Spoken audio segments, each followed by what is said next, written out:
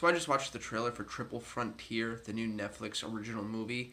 It stars Ben Affleck, Garrett Hedlund, Oscar Isaac, Pedro Pascal, and Charlie Hunnam.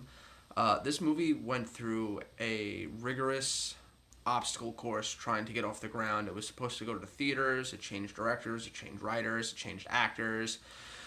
And finally, Netflix got the rights to it and made it happen. It's being done by J.C. Chandler. He did, most notably, A Most Violent Year with Oscar Isaac and Jessica Chastain. I really enjoyed that movie. I didn't think I was going into it, but I wound up actually really liking it. This trailer looks fantastic, but I do have a little bit of concerns. Ben Affleck actually was originally approached for this movie, and I believe he turned it down. And I'm a little concerned because he went back to it after the whole Batman thing where that like tanked, and even though he was the best part of Batman vs Superman: Dawn of Justice, like it was just a trench of bad luck that he went from Daredevil, which was so critically hated, and Zack Snyder convinced him that this Batman movie was going to be amazing, and it wound up not being. So it probably hit him in the feels and made him pretty upset, and then he went on a huge drinking binge, and I'm not saying that's because of the negative reception to Batman vs Superman and Justice League. I think it had a lot to do with his previous alcohol addiction and the fact that he was in kind of turmoil with his wife.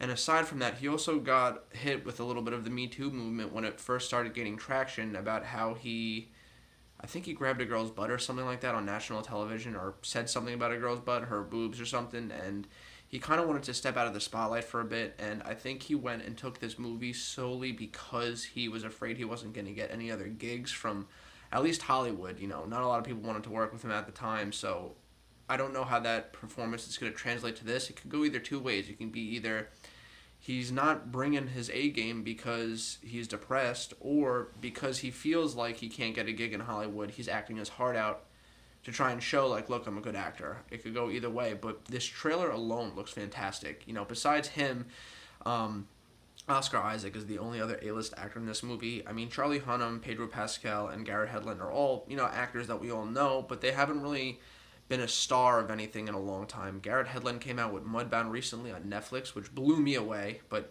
he wasn't the only star in that movie. Charlie Hunnam's had a couple big blockbuster movies come out, but they've all pretty much tanked. King Arthur, I love Papillon, but it didn't do very good at the box office. Pedro Pascal, he's going to be in the new Wonder Woman, and he was in Kingsman, but he hasn't been like a lead performance in a role. I loved him in Game of Thrones, but so really this movie is going to rest solely on the star power of Ben Affleck and Oscar Isaac, who is also hot off of Star Wars and everything. This trailer is put together so well. I love these gritty, realistic crime dramas. They're labeling it as an action adventure, but really they're all part of like the special forces or the military. And pretty much, one of the characters says in the trailer, like, how many times have you gotten shot for your country and did this and that, and you still don't have enough money to put your kids through college? It's like we go through all this shit and they won't even pay us the way we deserve to be paid. So they decide to rob a scumbag. It's not like they're robbing like a bank or anything. They're gonna rob like a cartel member of all of his money and use it all for themselves, like, profit it all.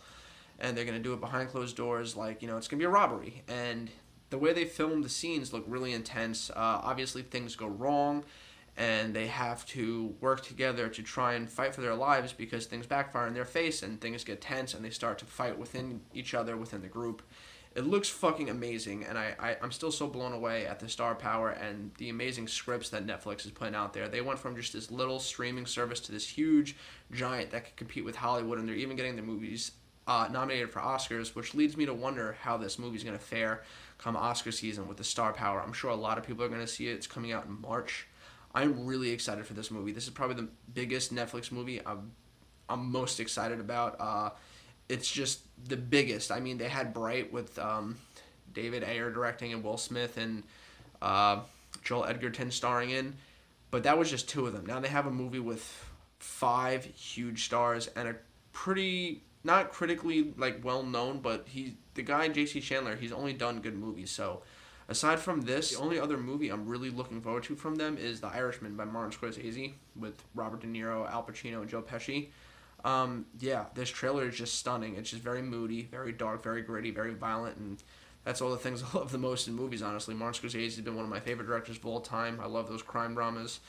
So I'm really excited for this. Let's talk about it down below. I'd be excited to see what you think about it. What do you think of Netflix making a movie like this? What do you think of the cast? And what do you think of Ben Affleck coming back on the script for this? Anyway, let's talk about it down below. And as always, I'll catch you next time.